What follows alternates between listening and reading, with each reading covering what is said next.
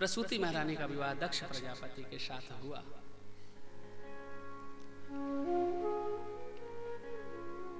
दक्ष ने 13 कन्याओं को जन्म दिया। 10 बेटियां दक्ष की धर्म को ब्याह दी गई, एक बेटी अग्नि को ब्याह दी गई, एक बिटिया पितरदेव को ब्याही गई और एक भगवान शिव को ब्याही गई, जिनका नाम सती है। 13 कन्याओं को प्रसूति महारानी ने जन्म दिया। सती जो भगवान शिव के साथ ब्याही गई। बोलो राधे राधे। देखो, जीवन में जब धन आता है, जब वैभव आता है, जब समाज में सम्मान मिलता है, तो बहुत कम लोग हैं जो सम्मान को पचा पाते हैं। और जिसने सम्मान पचा लिया, समझ लो उस पर मेरे नारायण की बहुत बड़ी कृपा है। रूप यौवन संपत्ति, इसको पचा पाना बड़ा कठिन है। धन आवे और ये ना आवे, मोटापा ना आवे, बहुत बड़ी कृपा है। धन आवे, अभिमान ना आवे, बहुत बड़ी कृपा है। धन आवे और अहंकार ना पैदा हो, बहुत बड़ी कृपा है। आज प्रजापति दक्ष को देवताओं के द्वारा एक उपाधि मिलनी थी, जिसका नाम था प्रजापति। प्रजापति नाम की एक उपाधि है, वैसे नाम तो उसका दक्ष ही है। दक्ष कहते हैं चतुर को, चतुर की बिटिया चतुर ही होगी। बोलो राधे राधे। मानस में तो इस प्रसंग को बड़े विस्तार से कहा गया, लेकिन हम सब लोग भागवत जी के अंतर्गत ही इस प्रसंग को श्रवण करें। तो भवेशीलवतां श्रेष्ठे दक्षो द्रुहित वत्सलः। दक्ष को एक बहुत बड़ा सम्मान सूचक उपाधि मिलनी थी, तो उसमें समस्त देवता लोग पधारे। बोलो राधे राधे। ब्रह्मा जी भी पधारे हुए हैं, क्योंकि ब्रह्मा जी के ही पुत्र हैं दक्ष। ब्रह्मा जी को ये उपाधि देनी है। भगवान शिव भी उस सभा पर पधारे हैं और समस्त देवी देवता ऋषि महात्मा सब पधारे हैं। भोले बाबा ने सोचा कि अभी हमारे ससुर साहब को आने में समय है, इसलिए भोलेनाथ जहां बैठ जाते वहां समाधि में डूब जाते हैं। इष्ट देव बालक मम राम। मेरे भोलेनाथ के तो जो इष्ट देव हैं बाल रूप के राम जी हैं, इसलिए हृदय में राम जी का चिंतन किया। नेत्र बंद, तभी वो अभिमानी का अभिमान देखिए। दक्ष भरी सभा में आया। जैसे भरी सभा में आया तो सब देवता लोग खड़े होकर के सम्मान किए। 2 लोग नहीं खड़े हुए, केवल एक ब्रह्मा जी और दूसरे भगवान शिव। जैसे ब्रह्मा जी और शिव जी नहीं खड़े हुए, तो चलो ब्रह्मा तो पिता थे, शिव जी दामाद थे। जैसे भोलेनाथ को खड़ा हुआ नहीं देखा तो दक्ष क्रोधित हो गया। दीना दृक्ष भवे भवक्षितम्। अरे देखो देखो इस शंकर को, आज अपने दामाद पर महाराज दक्ष बिगड़ पड़े। इस शंकर को देखे आग लगे ब्रह्मा पर, अब पिताजी पर भी बिगड़े दक्ष। अरे देखिए तो सही, कहां दीनम दृदृक्षम, कहां दीन भाव मृग लोचनी कन्या मेरी बिटिया, कहां देखो मरकट लोचना बंदर के नेत्र वाले शंकर को देखो।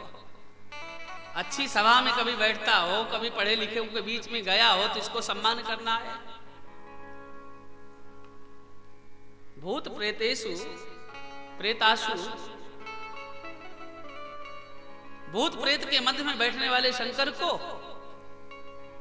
बैठने की अकल है। भोलेनाथ चुपचाप समाधि में बैठे थे।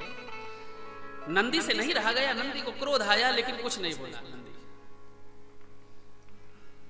जैसे दक्ष से जब भी शांत नहीं रहा, तो सीधा कहा दक्ष ने कि मैं इस मूर्ख शंकर को श्राप देता हूं। सहभागम न लभते देवर देव गणाधम। आज मैं इस शंकर को श्राप देता हूं कि किसी भी यज्ञ में शंकर का कहीं कोई भाग नहीं होगा, शिव का भाग नहीं। हे भगवान, हमारी सभा में दामाद को सम्मान करते हैं, लेकिन इसकी बुद्धि नष्ट हो गई दक्ष की। अधिक सम्मान पाना भी अभिमान का कारण है। प्रतिष्ठा सुकुरी विष्ठा, मान सुरापान। भैया प्रतिष्ठा को सुअर की विष्ठा के बराबर कहते हैं। ऋषियों का ऐसा मत है, इसलिए बहुत बड़ी प्रतिष्ठा दक्ष को मिली, लेकिन आज अपने दामाद पर बिगड़ पड़े जिनका कोई दोष नहीं। बोले मैं श्राप देता हूं, प्रेतावासेषु घोरेषु प्रेत भूतुर्गणे गणैर्वृता। भूत प्रेत के मध्य में रहने वाले शिव, इसको अकल नहीं। और मैं आज श्राप देता हूं आज से कि किसी भी यज्ञ में शिव का कोई भाग ना। जैसे श्राप मिला तो नंदी बाबा से नहीं रहा गया। नंदी ने कहा, ए मूर्ख दक्ष, जिस शिव की महिमा को 33 करोड़ देवी देवता नहीं समझ सके, देव और दैत्यों से पूजित महादेव कहलाता है जो शिव, आज तू उसके तत्व को नहीं समझ सका। बहुत तू बड़बड़ा रहा, जा मैं तुझे श्राप देता हूं, तेरा मुख बकरे का हो जाए। जैसे नंदी ने श्राप दिया तो उस सभा पर भृगु ऋषि बैठे थे, वो यज्ञ के आचार्य थे। दाढ़ी में हाथ फेरते हुए बोले, ए मूर्ख, ए नंदी, तुम काहे को उचक पड़े ससुर दामाद के झगड़े में? जाओ हम भी श्राप देते हैं, आज से शिव भक्त सब पाखंडी हो जाए। ओहो, जैसे श्राप दिया तो भोलेनाथ की समाधि खुली। अरे नंदी, ये क्या हो रहा है? प्रभु, इसने आपको बहुत भला बुरा कहा और आप शांति से बैठे रहे। ये है शिव परिवार, केवल कथा कथा नहीं, अनुभव की बात है। देखो शिव परिवार, सावन में हम लोग शिव जी को स्नान कराते हैं, घर में भी शिव परिवार रखते हैं। अब मैं आपसे एक थोड़ी सी चर्चा करूं, कोई मैं अलग से कोई बात नहीं कह रहा हूं, जो है वही बता रहा हूं। देखो शिव जहां रहते हैं वहां पार्वती रहती है, और जहां शिव पार्वती वहीं पर गणेश जी हैं। भाई पुत्र हैं तो माता पिता के पास रहेंगे, और जहां गणेश जी हैं वहीं पर उनके बड़े भैया कार्तिकेय जी भी रहेंगे। अब एक बात बताइए, शिव जी की सवारी क्या है? नंदी, नंदी माने वृषभ, बैल। और मैया पार्वती की सवारी क्या है? शेर। अब आप बताएं, चिंतन करें, शेर यदि बैल को पा जाएगा, नंदी को पा जाएगा, वृषभ को पा जाएगा, तो खा जाएगा कि छोड़ेगा? भक्षण कर लेगा। गणेश जी की सवारी क्या है? चूहा, मूषक। और भोले बाबा के गले में क्या है? सर्प। सांप चूहा को पा जाए तो खा जाएगा। कार्तिकेय की सवारी क्या है? मोर। और भोले बाबा के गले में क्या है? सांप। मोर सर्प को पा जाए तो खा जाएगा।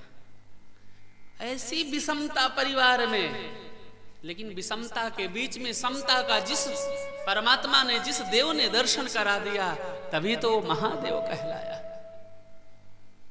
ऐसी विषमता हमारे आपके मध्य में थोड़ा होगी। छोटी छोटी बातों में हम लोग जीवन भर एक दूसरे से बोलते नहीं, छोटी छोटी बातें होती हैं, ऐसा मन को कड़ुआ कर लेते हैं। ये तो मेरी आंखों के सामने पड़ना नहीं चाहिए। अरे भाई, इसने क्या कर दिया? भगवान शिव के परिवार को देखो, विषमता में समता का दर्शन कराया। और हम लोगों के परिवार में यदि छोटी छोटी बात कहीं हो भी जाए, मैं तो बात नहीं करूंगी, कुछ भी हो जाए, रसोई मेरी अलग कर दो। छोटी छोटी बातें बहुत बड़ा विस्फोट पैदा कर देती है। सज्जनों, आज भोलेनाथ को भरी सभा में गालियां मिली, लेकिन भोलेनाथ कुछ नहीं बोले। नंदी से कहा, नंदी चलो सीधा कैलाश पर्वत चलो। अब देखो, जब घर में कोई बहुत बड़ा फंक्शन हो, बहुत बड़ा कार्यक्रम हो, अब मान लो बेटी ना पहुंच पाई हो, तो उसके मन में बड़ा उत्साह रहता है कि देखो अभी आने वाले होंगे, सब वहां के बारे में बताएंगे।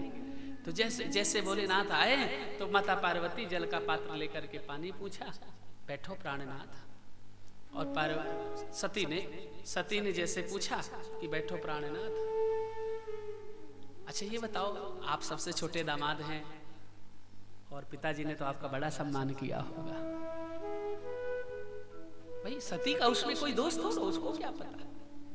छोटी बिटिया है, इसलिए उसने पूछ लिया कि देखो मैं सबसे छोटी हूं, सबसे लाडली हूं, इसलिए पिताजी ने आपका बड़ा सम्मान किया होगा, बताओ ना कैसे कार्यक्रम हुआ। धन्य है भोलेनाथ, एक शब्द नहीं बोले, बोले सती बहुत बढ़िया कार्यक्रम हुआ, तुम्हारे पिता को प्रजापति नाम की उपाधि मिली, सबका सम्मान हुआ, मेरा तो सम्मान उन्होंने सबसे ज्यादा करना ही था। एक शब्द नहीं बोले। आज के समाज में यदि भरी सभा में किसी दामाद का अपमान हो गया होता ना, महाराज पहले तो रहते ही नहीं एक साथ, यानी उस बिटिया का कोई दोष नहीं था, लेकिन घर में जा करके आहा खाना पीना सोना सब हराम कर देते। तेरे बाप ने ऐसा कहा, भरी सभा में मेरी नाक कट गई, हाँ मेरा तो बस चलता है कि मैं तेरे साथ ही ना जीवन यापन करूं। लेकिन धन्य है भोलेनाथ, त्याग की मूर्ति, गंभीरता की मूर्ति, यही तो गृहस्थ धर्म का पालन है, यहीं से तो गृहस्थ धर्म में शिक्षा मिलती है। भोलेनाथ ने एक शब्द नहीं। उस अभिमानी को देखो, उसका अभिमान अभी भी बढ़ा और उसने एक यज्ञ किया। तो बृहस्पतिम सवम नामम समारे में क्रतुत्तमम, दक्ष ने एक यज्ञ किया जिस यज्ञ का नाम बृहस्पति सव नाम का यज्ञ। सबको निमंत्रण दिया, केवल अपने छोटे दामाद भगवान शिव को निमंत्रण नहीं दिया। क्यों? क्योंकि द्वेष करने लगा। देखो भोलेनाथ ने कुछ कहा भी नहीं, कुछ उत्तर भी नहीं दिया, मौनता से सारी बातों को स्वीकार भी कर लिया, लेकिन द्वेष के कारण भोलेनाथ को निमंत्रण नहीं दिया। अच्छा, ये देवता लोग भी बड़े चतुर हैं। जब सभी देवताओं को बढ़िया कार्ड मिल गया, आमंत्रण कार्ड, तो कोई जरूरी था कि कैलाश पर्वत के ऊपर से जाते? अरे भाई ये बताओ, मान लो हमें मथुरा से धनबाद आना है या बोकारो आना, तो भाई दो ही मार्ग हैं, या तो हम सड़क मार्ग से आएंगे या रेल मार्ग से। यहां तो एयरपोर्ट वगैरह है नहीं, तो सड़क मार्ग से जाना होता तो चलो इस मार्ग से इनको जाना निश्चित है। रेल मार्ग से जाना होता तो ये भी निश्चित है कि इस स्टेशन में बैठना है, वहां जाकर के उतरना। लेकिन इनको अपने अपने स्वयं की विमान से जाना है देवताओं को। लेकिन देखो तो सही इन देवताओं को पता चला कि देखो भोलेनाथ से आजकल अनबन बन रही है, बहुत अच्छी नहीं निभ रही ससुर साहब की। और ऐसे समाज में बहुत लोग होते हैं, पता भर चल जाए कि दोनों भाइयों के बीच में झगड़ा है तो तीसरा धीरे से आएगा, भाई जी उसने अपनी बिटिया का विवाह किया, आपको बुलाया कि नहीं? पता पूरा है कि आजकल खानदान बिल्कुल बोलचाल नहीं है, रोटी नहीं है, चौका नहीं है, लेकिन जाएगा। सुनो, निमंत्रण तो हमारे पास भी आया है, अब हमारा तो आपसे ज्यादा मन मिलता, उनसे थोड़ा कुछ मिलता है। ऐसे धीरे धीरे बात करते हैं और आप कहो तो हम भी ना जाएं, हमारे तो सब कुछ आप हैं, वो थोड़ो। और फिर बाहर निकल करके ऐसे हंसते हुए निकलेंगे, बोले देखा कैसे हमने बुद्धू बनाया। ऐसे समाज में लोग, तो यही स्थिति आज देवताओं की हुई।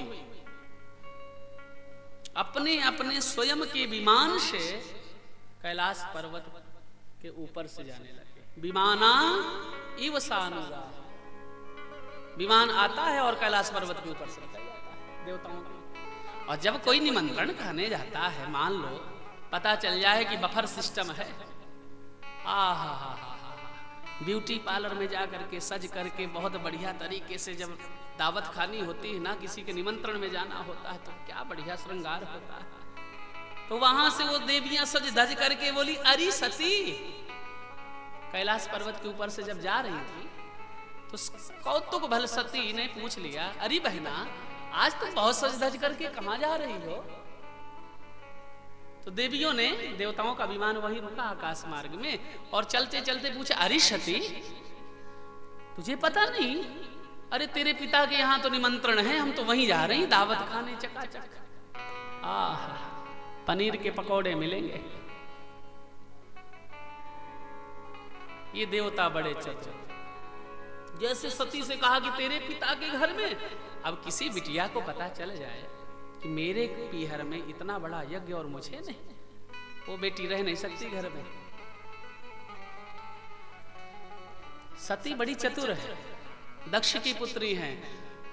निर्णय दिया, अरे बहना तू चल, निमंत्रण तो आया होगा, तू तो जानती भोलेनाथ समाधि में बैठ जाते, मैं अभी उनसे पूछती हूँ, तुम चलो मैं भी आती हूँ। बोले